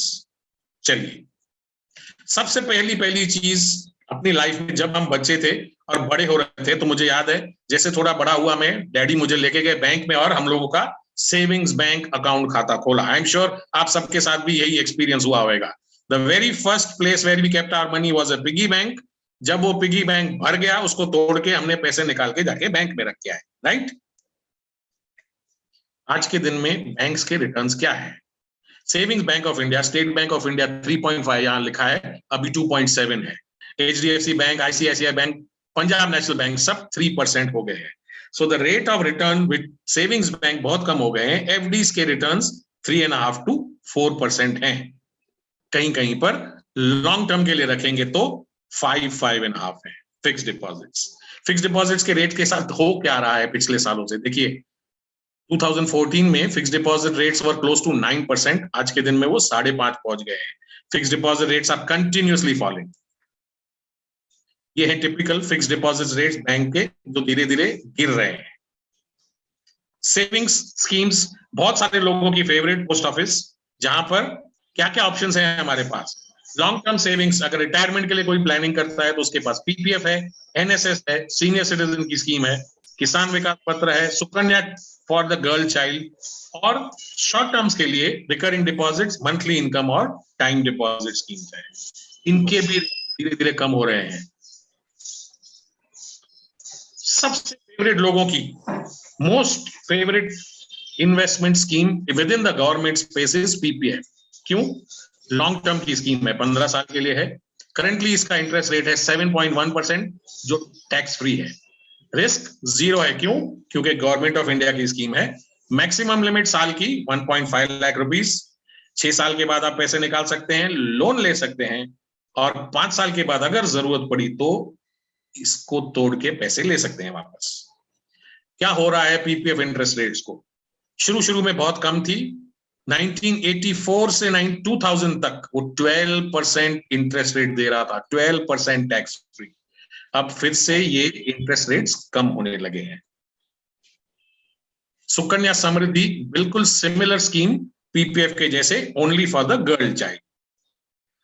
सोने में हम लोग निवेश करते हैं, कैसे? या तो कॉइन्स खरीद सकते हैं या ज्वेलरी खरीद सकते हैं। सोने ने क्या रिटर्न्स दिए हैं ये एक चार्ट देखिए। मई 2021 तक का चार्ट है, लास्ट ईयर का। एक साल में अगर पहले जून में 2020 में किसी ने खरीदा था तो एक्चुअली वो गोल्ड में नुकसान कर रहा है। शॉर्ट टर्म में you can not decide the movements. 48,000 से ऊपर गया, 55,000 तक गया और फिर 45,000 तक आ गया एक साल में। 5 साल में अगर किसी ने गोल्ड लिया होता तो 80,000 से 1,30,000 तक उसकी वैल्यू आ गई है। लॉन्ग टर्म में रिटर्न्स हमेशा अच्छे होते हैं। 30-year प्राइस ऑफ गोल्ड 1992 से 2021 तक का गोल्ड प्राइस है। देखिए 10,000 10, 12, 15 साल तक कुछ नहीं हुआ, फिर सडनली जो बढ़ना चालू हुआ, ऊपर गया, नीचे जाता है, फिर ऊपर जाता है, फिर नीचे जाता है गोल्ड प्राइस। गोल्ड में हम लोग कैसे निवेश कर सकते हैं? In addition to jewellery we can buy gold bars, gold gold आता है, म्यूचुअल फंड में गोल्ड की स्कीम्स हैं, गोल्ड के एक्सचेंज ट्रेडेड फंड्स हैं, और गवर्नमेंट ऑफ इंडिया के सॉवरेन गोल्ड बॉन्ड्स हैं। ये सब ऑप्शंस हैं हम लोगों के गोल्ड में इन्वेस्ट करने के लिए। रियल एस्टेट तो हम सब जानते हैं, सबके पास अपना अपना घर है, या तो EMI पर है या तो ऑलरेडी EMI हम पे कर चुके हैं। Wealth source of ultra HNI, जो बहुत सारे बड़े बड़े सेठ, अमीर लोग, वेल्दी लोग हैं, most of them have got large exposure to real estate. बहुत सारे लोगों का बड़ा बड़ा पैसा रियल एस्टेट यानी घर, दुकान, गैरेज, प्रॉपर्टी, प्लॉट में है। रियल एस्टेट की भी वैल्यूज कंटिन्यूअसली रिटर्न्स गिर रही हैं। 2011 में रियल एस्टेट 1 ईयर 23% रिटर्न दे रहा था, जो 2020 तक 2% हो गया है। लास्ट 2-4 साल से रियल एस्टेट मार्केट में बिल्कुल मूवमेंट नहीं है। आरबीआई भी कहता है कि all India housing pricing index गिर रहे हैं वैल्यूज। नेक्स्ट ऑप्शन, आजकल लास्ट साल 1.5 साल से बहुत सारे लोग बाइंग सेलिंग में आते हैं। क्यों? अप्रैल 2020 से देखिए क्या हुआ है। जैसे ही लॉकडाउन अनाउंस हुआ था, मार्केट कंटिन्यूसली गिर गया था, उसके बाद कंटिन्यूसली ऊपर जा ही जा रहा है। Jan 21st of 2021 it was at 50,000, now we are close to 59-60,000। Sensex ने लास्ट 2 सालों में बहुत अच्छे रिटर्न्स दिए हैं, लेकिन स्ट्रेट रिटर्न्स नहीं है। नीचे भी जाता है, ऊपर भी जाता है, फिर नीचे जाता है, फिर ऊपर जाता है। BSE सेंसेक्स 5 years रिटर्न्स देखिए, चालू अप्रोक्सीमेटली 22,000 से हुआ है और आके 50,000 तक आके पहुंचा है। अप्रोक्सीमेटली 5 साल में लोगों ने पैसे डबल किए हैं just by buying the index only. Returns last कुछ सालों में कैसे रिटर्न्स आए हैं देखिए। गोल्ड 10 सालों में गोल्ड में 3 बार नेगेटिव रिटर्न्स आए हैं। सिल्वर में 10 साल में 5 बार नेगेटिव रिटर्न्स आए हैं, और सेंसेक्स में 10 सालों में सिर्फ 2 बार नेगेटिव रिटर्न्स आए। हर साल अलग अलग स्कीम, अलग अलग एसेट बढ़ता है, कम होता है। 2020 में गोल्ड के रिटर्न्स थे 24%। एक साल पहले यूएस इक्विटी वाज गिविंग 31%। आप ये येलो वाला चार्ट देखिए, 2 साल के लिए ऊपर जाता है, फिर 3 साल के लिए नीचे आ जाता है, फिर ऊपर जाता है, फिर नीचे आ जाता है। हर एक चीज सिक्लिकल है। जो चीज इस साल अच्छी चली है उसका जरूरी नहीं है कि नेक्स्ट ईयर भी वो अच्छी चलेगी। और अगर 2 साल तक कंटिन्यूसली अच्छी चल गई तो 3 साल के बाद देखिए उसकी क्या हालत हो जाती है, वो सबसे नीचे आ जाता है। 2 साल से कंटिन्यू स्टॉक मार्केट ऊपर चल रहा है, 3 साल के बाद क्या करेगा God only knows. Stock market में इन्वेस्ट करने का फायदा क्या है? 1, हम लोगों की वैल्यूज बढ़ सकती हैं। डाइवर्सिफिकेशन, हम अलग अलग टाइप की कंपनीज खरीद सकते हैं। डिविडेंड इनकम, जब भी कोई कंपनी अच्छा करती है, प्रॉफिट्स कमाती है, तो आपको डिविडेंड देती है। और जब भी हम लोग स्टॉक लेते हैं उसको इक्विटी कहते हैं। What is the meaning of equity? आप उस कंपनी के इक्वल शेयर होल्डर है, इक्वल स्टेक होल्डर है, इक्वल पार्टनर है। मतलब जितना फायदा होगा आपका, अगर नुकसान हुआ तो भी इक्वली उतना आपका होगा। ये कुछ स्टॉक्स हैं, ये रिकमेंडेशन नहीं है, लेकिन ये कुछ स्टॉक्स हैं जिन्होंने लास्ट पिछले कुछ सालों में लोगों को बहुत अच्छे अच्छे पैसे कमा के दिए हैं। ये एशियन पेंट्स है। 2013 में 600 रुपए के नीचे था, आज के दिन में 2800-3000 के ऊपर है। अगर किसी ने सिर्फ बाय और होल्ड करके रखा है, उसने अच्छे पैसे कमाए हैं। रिलायंस इंडस्ट्रीज, एक महीने में देखिए बीच में लिखा है 1M, 1 मंथ में किसी ने कुछ भी नहीं कमाया। क्यों? नीचे ऊपर गया, नीचे गया, ऊपर गया, फिर नीचे आ गया। 3 महीने में माइनस। 5 साल में देखिए it has move from 500 to 2000, 500 to 2000 in 5 years, 4 times returns. There is no way of knowing which stock is going to behave in how much period of time. Only one thing is certain. अभी ये देखिए Reliance industries बड़ा भाई, Reliance industries के छोटा भाई ने क्या किया है देखो। 700 का 2 रुपया 700 का 2 रुपया। तो वो स्टॉक पिकिंग भी आर्ट है। जस्ट बिकॉज उसका नाम था रिलायंस, इसका नाम भी था रिलायंस, तो दोनों कमा के देंगे और मेरा काम हो जाएगा, नहीं। अगर आप स्टॉक पिक कर सकते हैं, अगर आप समझते हैं कंपनी के बैलेंस शीट आप पढ़ते हैं, आगे चल के क्या होने वाला है कंपनी का, तो आप खुद स्टॉक पिक करिए। अगर नहीं कर सकते हैं तो बहुत सारे ऑप्शंस हैं। म्यूचुअल फंड में आइए। म्यूचुअल फंड में फायदा क्या है? बहुत सारे इन्वेस्टर साथ में मिलते हैं, लोगों का पैसा जमा होता है, वो पैसा फंड मैनेजर के पास जाता है। फंड मैनेजर डिसाइड करता है कि मैं ये शेयर्स, ये स्टॉक्स, ये बॉन्ड्स, ये डिबेंचर्स दूंगा। पोर्टफोलियो बनता है, उस पोर्टफोलियो में से रिटर्न्स आते हैं और वो रिटर्न्स फाइनली आप इन्वेस्टर्स को, आप मेरे जैसे लोगों को मिलते हैं। Why mutual funds? क्यों? तो ये क्या प्रोग्राम म्यूचुअल फंड प्रमोट करने के लिए है? नहीं, मैं आपको खाली बता रहा हूं कि आज के दिन में हमारे पास क्या क्या ऑप्शंस हैं। एक्सपर्टीज है म्यूचुअल फंड्स में, जो फंड मैनेजर मैनेज कर रहा है। कन्वीनियंस है। कन्वीनियंस का मतलब क्या? आज मैंने पैसे डाला, कल मेरे यूनिट सप्लाई हो गए, आज मैंने रिडीम किया, 3 दिन के अंदर मेरे पैसे बैंक में आ गए। डाइवर्सिफिकेशन है, लिक्विडिटी है, रीजनेबल रिटर्न्स है और इन्फ्लेशन को मैनेज करने में काम में आता है। बहुत सारे अलग अलग टाइप्स ऑफ म्यूचुअल फंड्स हैं, ऐसे ही आंख बंद करके इन्वेस्ट नहीं करना चाहिए। मनी मार्केट फंड्स हैं, फिक्स्ड इनकम फंड्स हैं, इक्विटी फंड्स हैं, बैलेंस फंड है, इंडेक्स फंड है, स्पेशलिटी फंड है और फंड ऑफ फंड्स है। हर एक अलग अलग काम करता है। अगर आप समझते हैं वेरी गुड, अगर नहीं समझते हैं किसी अच्छे एडवाइजर के साथ मिलिए, उसके साथ बैठिए, समझिए और फिर डिसाइड करिए कि आपका पैसा किस फंड में इन्वेस्ट होना चाहिए। ठीक है, चलिए अभी एक स्कीम लेते हैं। इस स्कीम का नाम है Nippon India growth fund, left hand side में दिखा है ब्लू वाला जो है। 3 महीने में इस फंड ने क्या किया है, 0 से शुरू हुआ है और अप्रोक्सीमेटली 4.5% तक रिटर्न दिया है इसने 3 महीनों में। आप लेफ्ट में देखेंगे 3M लिखा है। इसको बढ़ा देते हैं 1 ईयर। 1 ईयर में 0 से ऑलमोस्ट 75 तक आ गया है। 79% रिटर्न इसने एक 1 ईयर में दिया है। क्या हर साल 79% रिटर्न आएगा? नहीं।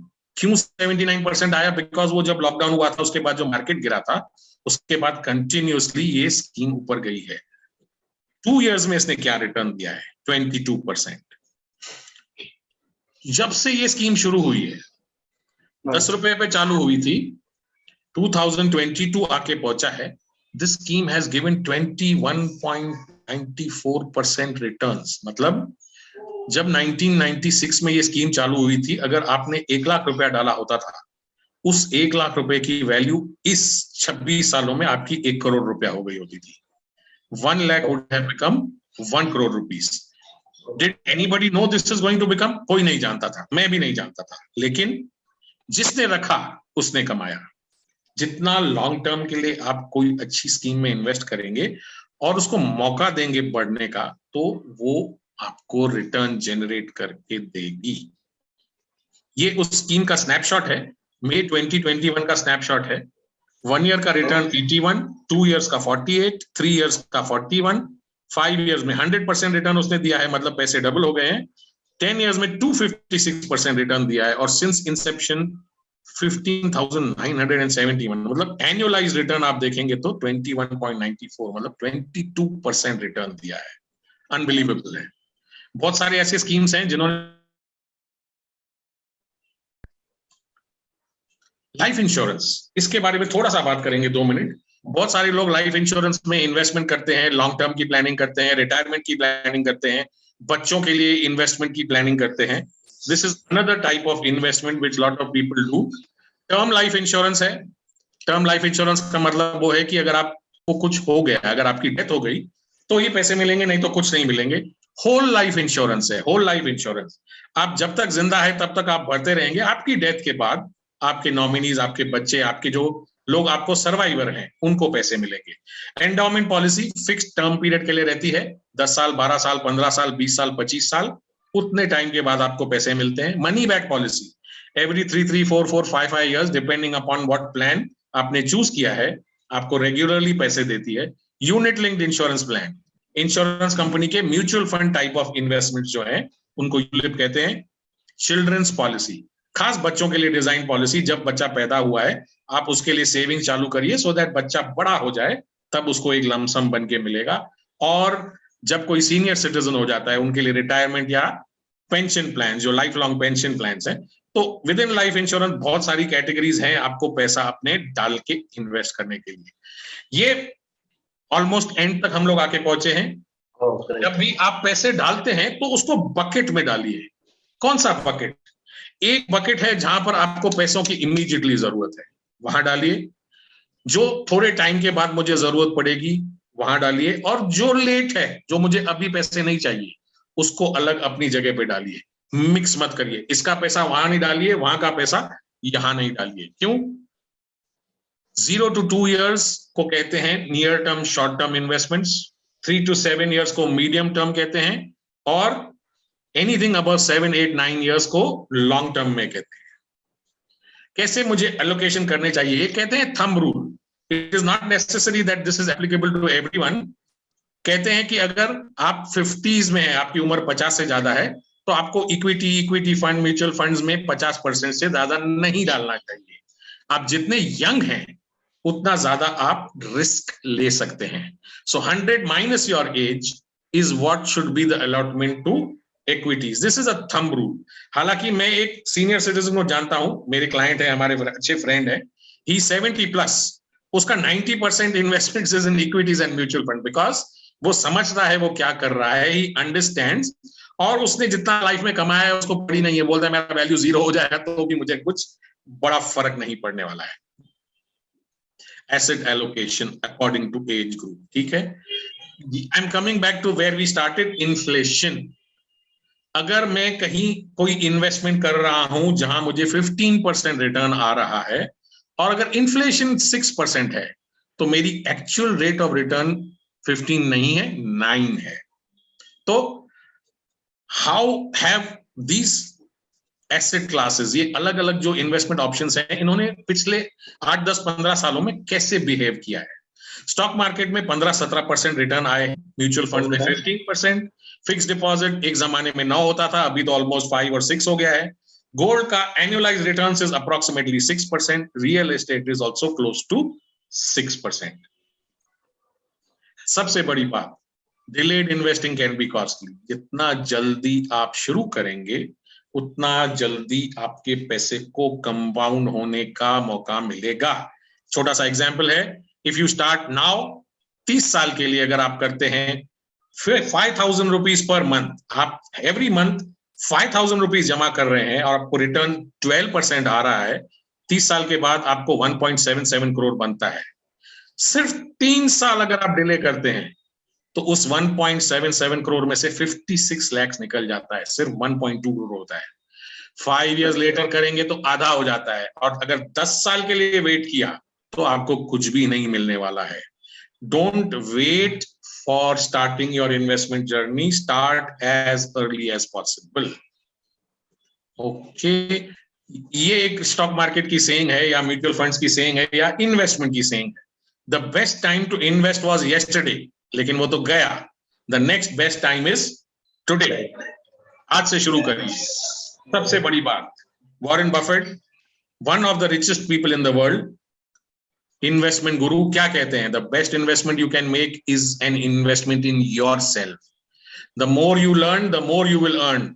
How will you learn more? By being part of networking organizations like this, by attending seminars, like to different people talking about different options for you. The best investment you can make is an investment in yourself. ये एक छोटा सा video है, इसके बाद हम खत्म करेंगे। The gentleman in the elevator now is a candid star. These folks who are entering, the man with a white shirt, the lady with a trench coat, and subsequently one other member of our staff will face the rear. And you'll see how this man in the trench coat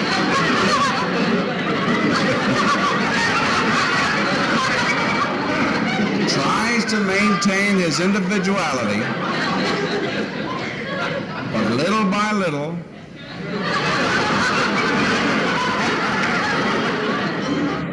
he looks at his watch, but he's really making an excuse for turning just a little bit more to the wall. Now we'll try it once again. Here's the candid subject. Here comes the candid camera staff, 3 of them at least. And this man has apparently been in groups before.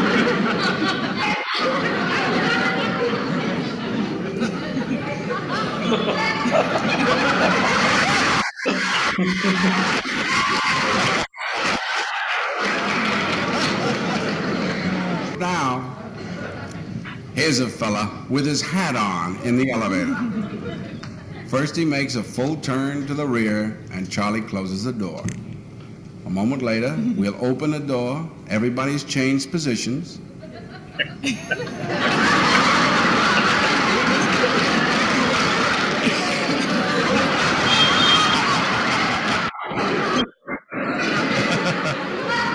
We'll see if we can use group pressure for some good. Now, in a moment, on Charlie's signal, everybody turns forward.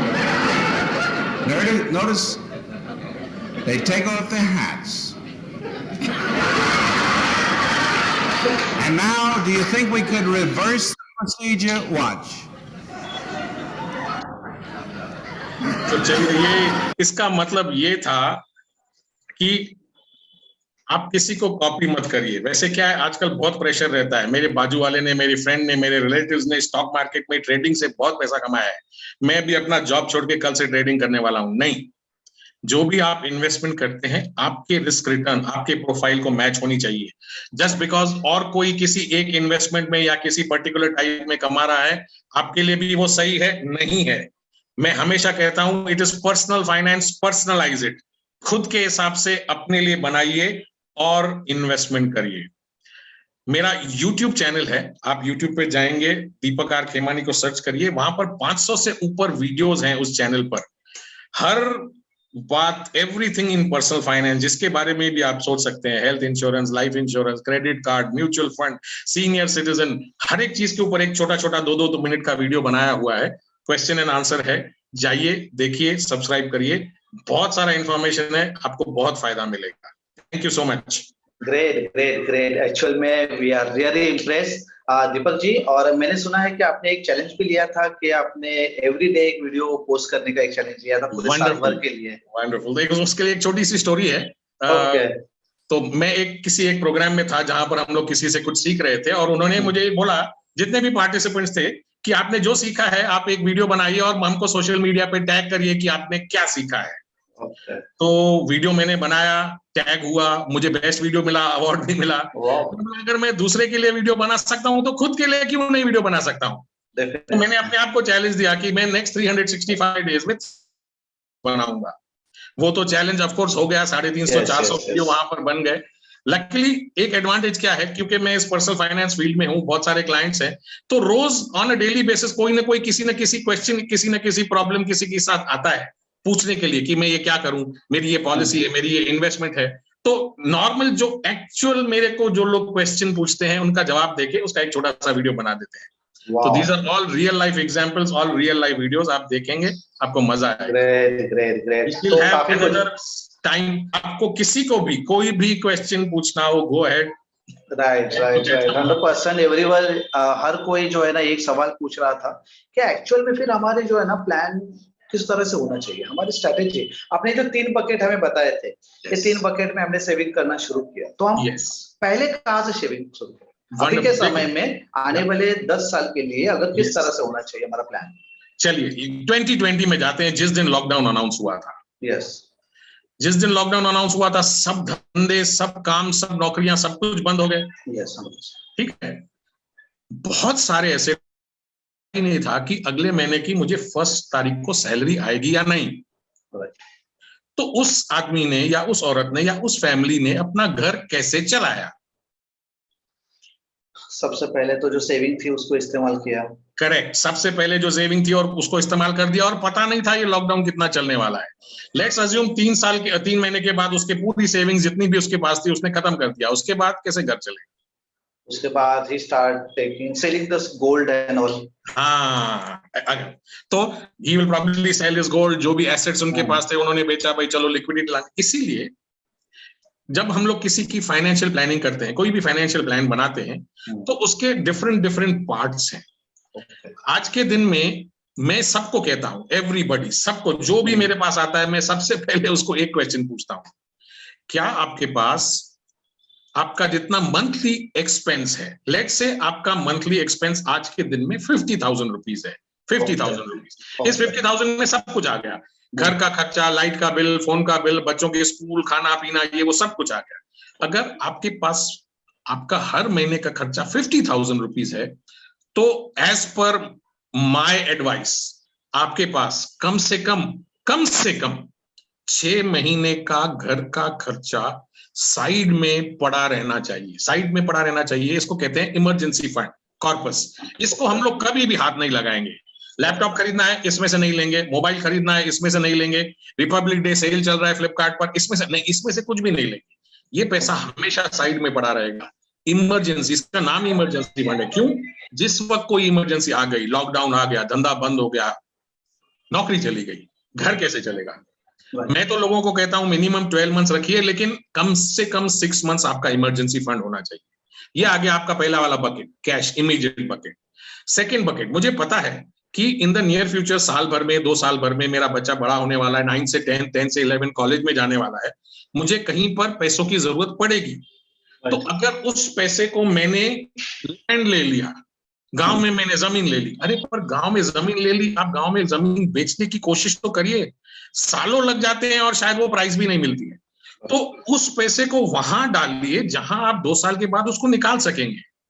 अगर आप अपने retirement के लिए कर रहे हैं, जो 25 साल दूर है, भाई मैंने गांव में जमीन ले ली है, जब मैं रिटायर करूंगा, जब मैं यहां पर जाके अपना घर बना के आराम से रिटायर टाइप लूंगा, हाँ, उसको उस हिसाब से करिए। तो जो भी इन्वेस्टमेंट है उसको बकेट करिए और उस बकेट में डालिए, सो दैट उस पर्टिकुलर बकेट में उतना फर्स्ट ऑफ ऑल जितना जरूरी है चले जाए और वो उस चीज के लिए ही यूज हो। ओके, तो इसमें कोई ऐसा प्रपोर्शनेट ऐसा है रेशियो, जिस तरह से अगर समझिए कि मैं अगर महीने में एक 5,000 बचाता है या 1,000 रुपए बचाता है, वॉट एवर द स्टार्टिंग, तो उस वक्त जो है उसे उसको किस तरह से उस बकेट में रखना चाहिए, कुछ उसका रेशियो, परसेंटेज? मेरे से लोग पूछते हैं कि when should you start your retirement planning. मैं लोगों से कहता हूं retirement planning starts the day you get your first salary. Okay, अभी फर्स्ट सैलरी। देखिए, अगर आप गवर्नमेंट या प्राइवेट ऑर्गेनाइजेशन, बड़ी ऑर्गेनाइजेशन में है, आपकी फर्स्ट सैलरी में से ही ईपीएफ, एम्प्लॉयज प्रोविडेंट फंड, पहले सैलरी से कटना शुरू होता है। पहले सैलरी से। अगर पहले सैलरी से आपकी कंपनी आपका रिटायरमेंट आपके सैलरी में से काट के दे रही है, उसका कुछ तो मतलब है। तो इसीलिए अगर आप बिजनेस में हैं, प्रोफेशनल हैं, सेल्फ एम्प्लॉयड हैं, गवर्नमेंट ऑर्गेनाइजेशन में नहीं है, तो आपका पैसा कोई काटने वाला नहीं है। अगर कोई काटने वाला नहीं, आप सोचेंगे अगली बार करूंगा, 6 महीने के बाद पता चलेगा 15 साल निकल जाते हैं और आपने अपने लिए कुछ नहीं किया, घर के लिए किया, बच्चों के लिए, बाकी सबके लिए किया, दुनियादारी के लिए किया, खुद के लिए कुछ नहीं किया। तो जितना भी आप पैसा बचाते हैं, जितना भी, लेट्स से आप टोटल महीने का 5,000 रुपया बचा सकते हैं, उसको 3 बकेट में डालिए। बड़ा वाला बकेट, सबसे बड़ा वाला बकेट इज रिटायरमेंट। बीच वाला बकेट मीडियम, आगे पता चलेगा कुछ क्या होने वाला है, नौकरी होगी, बिजनेस होगा, धंधा होगा। I know so many people today, मैं कितने लोगों को जानता हूं जिनको बताया गया है आपकी सैलरी अब आधी है, काम करना है तो करो, नहीं तो छोड़ो। वो लोग आधी सैलरी पे काम कर रहे हैं। क्यों? बिकॉज बियॉन्ड 45-50 किसी को कोई एम्प्लॉयमेंट मिलने वाली नहीं है। कहां जाएगा, कौन सी नौकरी ढूंढेगा? तो प्लानिंग ऐसी होनी चाहिए कि in the immediate short term मेरे पास वो पैसा होना चाहिए जिसको मैं जब चाहिए निकाल सकूं। थोड़ा पैसा मिडिल वाले बकेट में कि पता है ये खर्चा आने वाला है 2 साल के बाद, 3 साल के बाद, 4 साल के बाद, पक्का ये आने ही वाला है। और लॉन्ग टर्म को छोड़ दीजिए। लॉन्ग टर्म को आपने एक बार पैसा डाला किसी म्यूचुअल फंड में, किसी रिटायरमेंट फंड में, कहीं पर किसी let's say asset, real estate में, फिर उसको ट्रैक करके उसको देखने की जरूरत नहीं है। उसको अपना काम करने दीजिए, वो धीरे धीरे बढ़ते जाएगा। ओके, तो ये स्टेप बाय स्टेप इस तरह से प्लान करना चाहिए। एंड अगर हम 40 के आसपास, तो फिर देखिए क्या हो रहा है, लास्ट 20-25 साल में क्या चेंज हुआ है मैं आपको बता रहा हूं। आज से 20-25 साल पहले एवरेज लाइफ एक्सपेक्टेंसी जो होती थी किसी इंडियन की, life expectancy was between 65 and 70, right, 20 साल पहले। यस, आज के दिन में life expectancy average life expectancy is 85। Average 85 है। इसका ये मतलब है कि आप शायद उस एवरेज में वो होंगे जो 95 करने वाला है। आप 40 हैं, 95 तक जिएंगे। राइट। देखिए, आप हॉस्पिटल में जाइए, अगर आप बीमार हैं, वो आपको इंजेक्शन देके आईसीयू में डाल के, वेंटिलेटर पे डाल के आपको मरने नहीं देंगे। मरने नहीं देंगे, यस यस। वो उनका काम है आपको जिंदा रखना। मेडिकल टेक्नोलॉजी इतनी एडवांस हो गई है कि वो आपको मरने नहीं देंगे। मरने नहीं देंगे। अगर आपको वो मरने नहीं देंगे, और देखिए एक जमाने में होता था 30-30 rule, 30-30 rule. What was the 30-30 rule?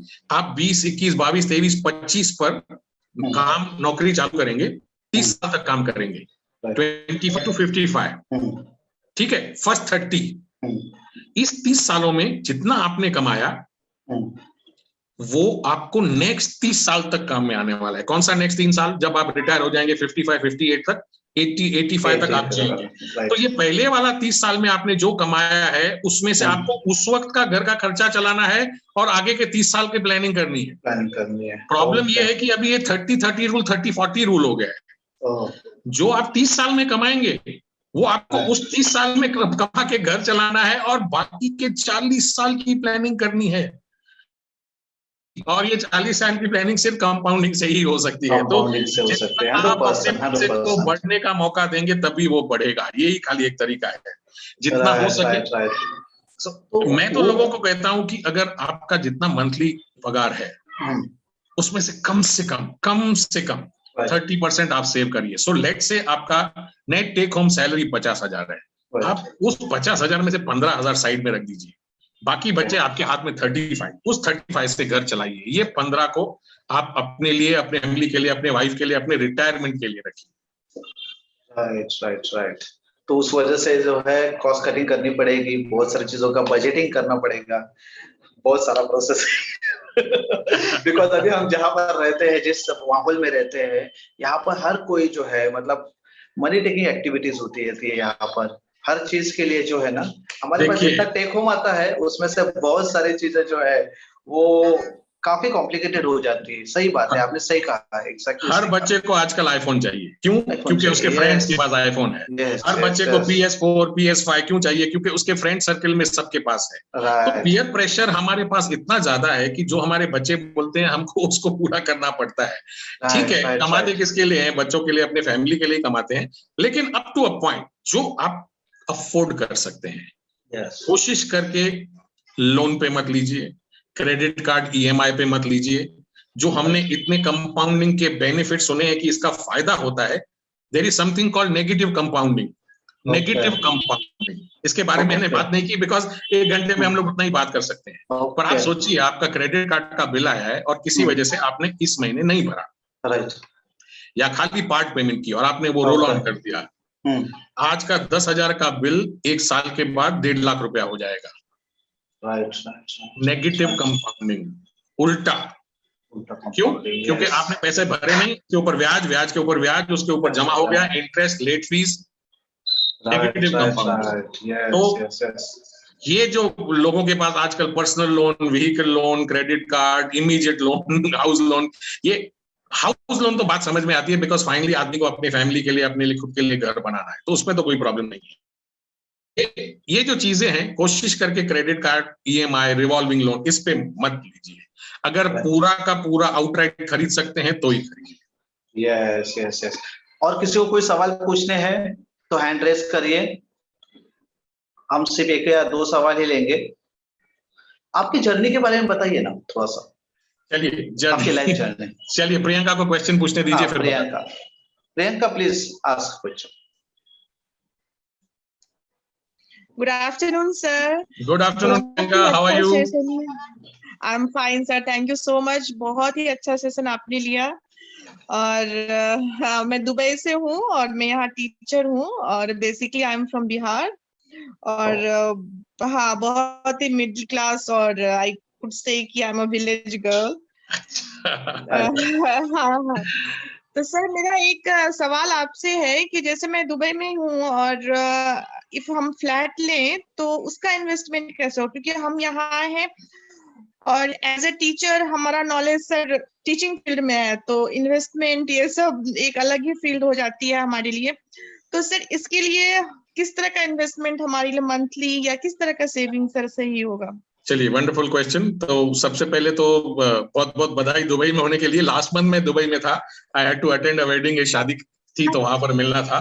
तो मतलब जो लोग दुबई नहीं गए हैं, आप जरूर दुबई जाइए। एक्सपो चल रहा है, एक्सपो देख के आइए। मजा, एक्सपो चल रहा है। Yes, we are invited. अगर आपने एक्सपो नहीं देखा है तो आपने कुछ नहीं देखा है। आपकी कंट्री कैसे रेती में जाके कुछ जाके बना सकती है, वो देखने जैसी चीज। More than 195 countries participated. Wonderful, क्या फैसिलिटीज हैं, क्या रास्ते बनाए हैं, मेट्रो है, क्या मतलब वंडरफुल है, जाके देख के अगर मौका मिले। यस, वो बोलते हैं ना, हम लोग क्या कहावत है ना कि रेत पे फूल, वो दुबई नहीं किया है बिल्कुल भी। चलिए आपके सवाल पर आते हैं। तो लेट्स से आपका ये सवाल है कि आपको घर लेना है और दुबई में ही लेना है। तो दुबई में शुरू में आउटसाइडर्स जो हम लोग जैसे नहीं इंडियंस नहीं थे, नहीं expats, they want to invest in I think India. Sorry sorry to हाँ मैं इंडिया में इंडिया में बनारस में invest, चाह रही हूँ। बनारस में। वेरी गुड, इंडिया में कर रहे हैं। काशी को लेकर के हम लोगों का एक Okay. मेंटालिटी है चलिए कि चलिए Yes, चलिए, yes, ठीक है, yes. Very good. तो अगर आप इंडिया में घर लेना चाह रही हैं तो दो चीजों का ध्यान रखिए। वन, वेरी वेरी इंपॉर्टेंट, जिस भी आप बिल्डर के थ्रू फ्लैट ले रही हैं, बुकिंग कर रही हैं, वो बड़ा सा रेप्यूटेड बिल्डर होना चाहिए। जहां पर भी आप अपना फ्लैट या घर या जो बुकिंग कर रही हैं और जो EMIs देने वाली हैं टुकड़ा टुकड़ा करके, रेप्यूटेड बिल्डर होना चाहिए। रेप्यूटेड क्यों कह रहा हूं? बिकॉज बहुत सारे बिल्डर आजकल आ जाते हैं, अनाउंस करते हैं प्रोजेक्ट, पैसा लेते हैं और फिर वो कभी वो घर बनता नहीं है, बिल्डिंग बनती नहीं है। NCR दिल्ली की तरफ जाके जाइए, 15-15, 20-20 साल से लोगों को पैसा लिया हुआ है और अभी तक वो जमीन भी नहीं खुदी है। ऐसा है, ऐसी हालत है लोगों की। तो सबसे पहले अच्छा सा बिल्डर, रेप्यूटेड बिल्डर ढूंढिए और अपना जो पेपर वर्क है ना उसको बहुत स्ट्रांग करिए। अच्छी किसी लॉयर के थ्रू, जो भी आप लोन ले रहे हैं किसी इंस्टीट्यूशन के थ्रू, पेपर वर्क को स्ट्रांग करिए। सबसे बड़ी बात, मैं अगर आपकी जगह पे हूं, मैं लोगों को कहता हूं कि अंडर कंस्ट्रक्शन प्रॉपर्टी लेने में बहुत बड़ी रिस्क है।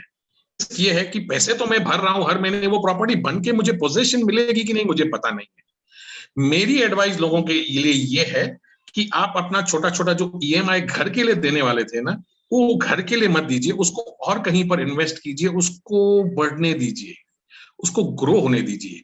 जब वो ग्रो होके 10, 15, 20, 25 लाख, 50 लाख जितने की भी प्रॉपर्टी की आपकी वैल्यू हो जाएगी, उस वक्त वो 50 लाख रुपया लेके आउटराइट प्रॉपर्टी खरीदिए, जो फॉर सेल है, जो बिल्डिंग बनी हुई है, जो फ्लैट है, जो आप देख के बाय कर सकते हैं। अंडर कंस्ट्रक्शन प्रॉपर्टी लेना और EMI भरना बहुत बड़ा रिस्क है।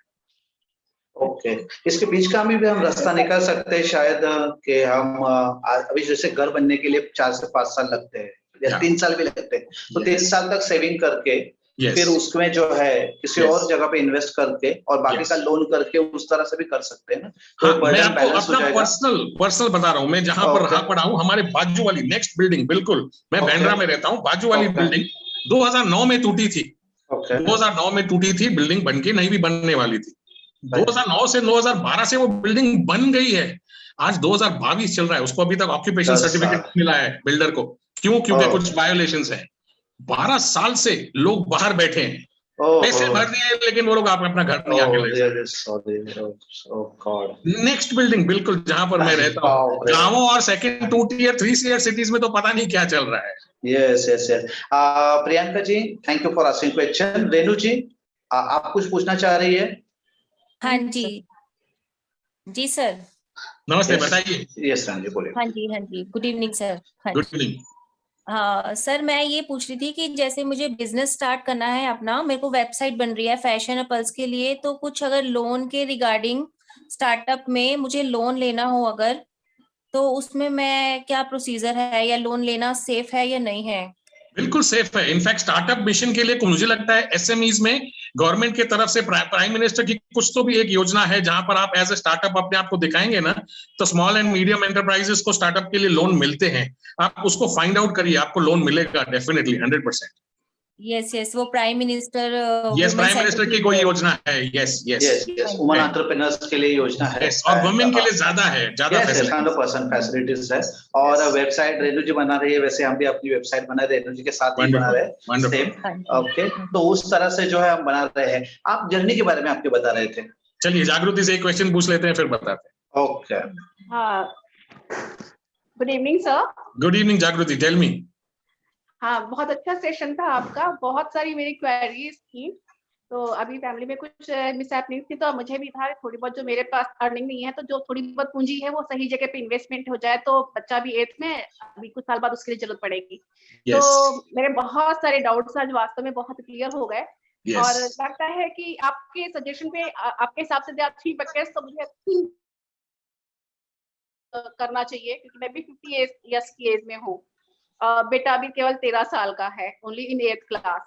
तो अभी मुझे लगता है जो भी पैसा मेरे पास है वो मुझे 3 बकेट में, जैसे आपने कहा कि एक प्रेजेंट के लिए, एक शॉर्ट टर्म फ्यूचर के लिए, एक लॉन्ग टर्म फ्यूचर के लिए रखना चाहिए। बिल्कुल सही। लेकिन कहाँ कहाँ करूँ वो अभी आपने एक तो गोल्ड कहा भी, नहीं भी कहा, फिर हाँ भी कहा, तो मेरी कंफ्यूजिंग हो गई अगेन कि वास्तव में कहाँ पे इन्वेस्ट कैसे, मतलब कहाँ पे इनपुट डालूं। आप कौन से शहर से हैं जागृति? हम वैसे तो लखनऊ के हैं सर, लेकिन अभी हम जो है गाजियाबाद में रह रहे हैं। अच्छा, ओके, ठीक है। तो मतलब डॉक्टर साहब से बात करिए, कभी किसी जरूरत किसी को पड़े तो कभी 1-on-1 कॉल करना हो तो थोड़ा समझ के ज्यादा आपको अच्छी तरह से बता सकेंगे। अभी आपने जो लिमिटेड इंफॉर्मेशन दी है उस तरफ से मुझे डायरेक्टली आंसर करना थोड़ा डिफिकल्ट होगा, ऐसा है। नहीं, no issue, we will connect with you and आते हैं कि सेशन कंक्लूड करने से पहले आप अपनी जर्नी के बारे में बताएं। और Jagriti ji, we will connect with you soon. चलिए, थोड़ा अपने बारे में बता देता हूँ। वैसे जब प्रेजेंटेशन देते हैं तो बोलते हैं अपने बारे में ज्यादा नहीं बताना चाहिए, जो सुन रहे हैं उनके लिए ज्यादा इम्पोर्टेंट है। पर मैं बॉम्बे से हूँ और हम लोगों की फैमिली में, मतलब मेरे पैदा होने के पहले ही जब मेरे पिताजी थे वो लोग भी इन्वेस्टमेंट और वो इन्वेस्टमेंट रिलेटेड प्रोडक्ट्स के साथ डील करते थे। 1963 की बात है, मेरे पैदा होने के पहले भी। और उस वक्त उस जमाने में सिर्फ LIC पॉलिसी होती थी इन्वेस्टमेंट के लिए, तभी और कुछ होता नहीं था। धीरे धीरे ऑप्शंस खुलते गए, स्टॉक मार्केट खुल गया, म्यूचुअल फंड्स खुल गए, UTI वगैरह की ऑप्शंस होती थी, life insurance, health insurance, mutual funds. आज के दिन में हम लोग सब चीजों में डील करते हैं। और मैं जब 18 साल का हुआ था, दिस वाज 1984, तो डैडी खड़े हो गए, बोले चलो 18 साल हो गए, अभी लग जाओ काम पर, सीखो। तो स्टैंड बाय में तो मैंने अपनी तरफ, मेरे क्वालिफिकेशन इलेक्ट्रॉनिक इंजीनियर है, मैं हमेशा इलेक्ट्रॉनिक्स की तरफ जब बड़ा हो रहा था तो ध्यान देता था, लेकिन ये फाइनेंस और पर्सनल फाइनेंस उसके साथ में पैरेलली चलते रहा। बियॉन्ड अ पॉइंट एक टाइम आया जब डैडी ने बोला भाई मेरी भी उम्र हो रही है, अब आपको ये आके धंधा संभालना पड़ेगा। तब हमने जो अपना इलेक्ट्रॉनिक्स वाला काम है वो छोड़ के फुल फ्लेज्ड पर्सनल फाइनेंस में आके लास्ट, मतलब पर्सनल फाइनेंस के साथ मैं 1984 से कनेक्टेड हूँ। तो आज 2022 चल रहा है, 38th ईयर है मेरा। और आपकी लीगेसी को जो है मेरे ख्याल से अभी अगले साल में 70 इयर्स हो जाएंगे।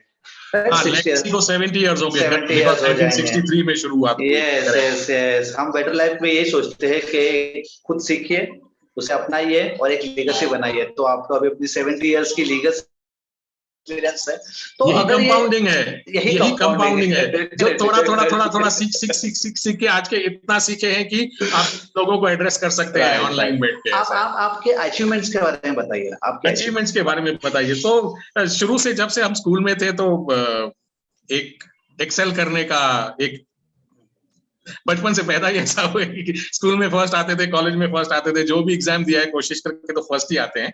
दैट अपार्ट, हम लोगों का एक, जब जो हम लोग इंश्योरेंस में है and I was particularly attached with LIC, तो एक हम लोगों की क्वालिफिकेशन है जिसको कहते हैं MDRT, million dollar round table. तो across the world only 1% of all insurance agents qualify for MDRT.